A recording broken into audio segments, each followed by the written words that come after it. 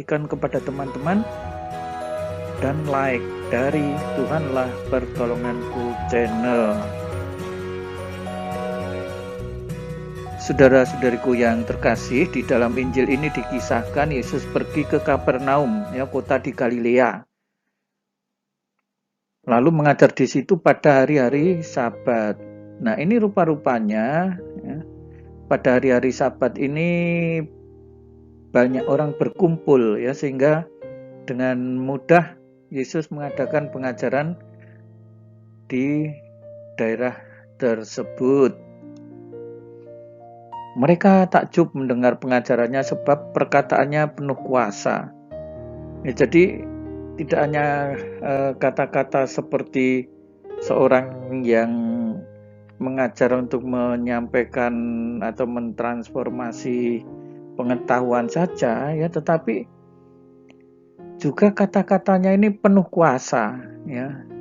Nah, ini terbukti di hadapan mereka pada waktu itu dikisahkan seperti ini.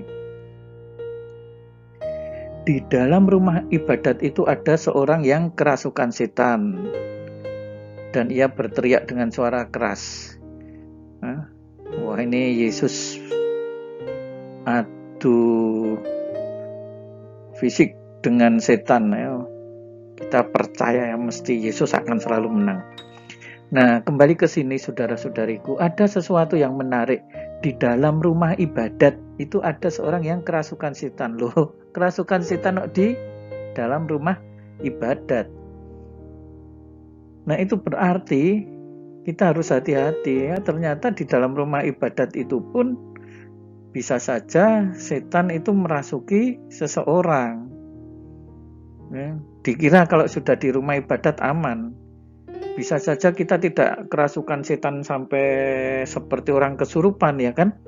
Tetapi ketika pikiran kita itu melamun di rumah ibadat, di gereja, dan melamunkan hal-hal yang jahat, hal-hal yang seperti disebutkan dalam Injil Markus, misalnya hal-hal yang sifatnya najis atau haram, itu sebenarnya sudah kerasukan setan dengan kategori sangat ringan, kan?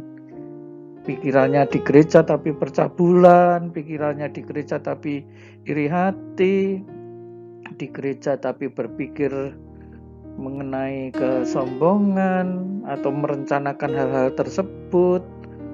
Memang tidak sampai pembunuhan, kan? Tetapi misalnya iri hati, sombong, percabulan, perzinahan. Wah, ini kan ini di gereja tetapi pikirannya itu pikiran setan itu. Hati-hati saudara-saudari, jangan sampai seperti itu. Nah, ini terjadi sudah sejak zaman Yesus. Tapi lalu apa yang dilakukan oleh Yesus di sini?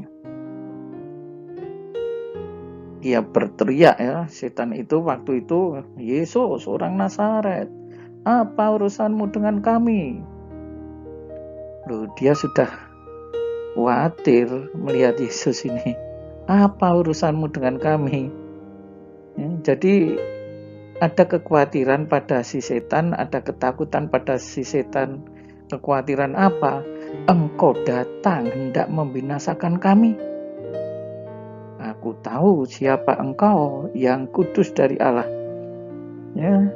Jadi ini setan saja mengakui Yesus yang kudus dari Allah. Karena apa? Setan sendiri mengakui bahwa dirinya kalah kuat dari Yesus. Dari mana itu bisa kita lihat? Engkau datang hendak membinasakan kami. Kalau bisa sampai membinasakan, itu berarti kekuatan Yesus memang luar biasa. Karena apa? Yesus itu berasal dari Allah. Engkau yang kudus dari Allah. Tetapi Yesus menghardiknya. Diam, keluarlah daripadanya. Nah, coba ini enteng saja Tuhan Yesus itu mengusir setan. Keluar daripadanya. Setan itu mengempaskan orang itu lalu keluar daripadanya dan sama sekali tidak menyakitinya. Nah, saudara-saudariku yang terkasih, luar biasa ya, Yesus yang kita imani itu, maka percayalah kepada Yesus. Yesus itu kuat, ya, Yesus itu punya wibawa, punya kuasa.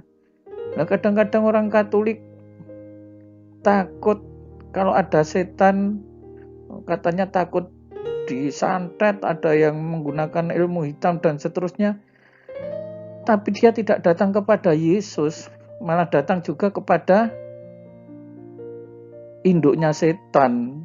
Ya maaf ya, kadang-kadang ada pergi yang ke dukun itu kan menggunakan kekuatan-kekuatan gaib dari roh jahat juga, sering terjadi seperti itu. Ini menjadi aneh ya, ketika orang Katolik takut, khawatir kena santet karena orang yang menyantet itu bekerja sama dengan setan, tapi dia ingin melepaskan diri pergi ke dukun. Nah ya sama saja kalau seperti itu. Apa bedanya? Ya nggak akan, setan melawan setan. Ya tetap saja setan akan tinggal di dalam diri orang itu, tidak akan mau pergi. Nah, orang-orang takjub, alangkah hebatnya perkataan ini, sebab dengan penuh wibawa dan kuasa ia memberi perintah kepada roh jahat. Dan mereka pun keluar. Ini loh saudara-saudari, percayalah kepada Yesus. Percaya. Kita seringkali mengatakan saya percaya, tetapi kepercayaan kita itu setengah hati. Atau kata-katanya mengatakan percaya, tetapi ketika ada masalah, misalnya maaf ya, ada yang merasa diri diganggu oleh roh jahat, perginya tidak kepada Yesus, tidak datang kepada Yesus, malah pergi kepada dukun. Di mana ini imannya ini? Ya. Nah, kita bisa merenungkan ini ya, Yesus kuat. Ya. Jauh lebih kuat dari roh jahat. Mereka pun takut kepada Yesus.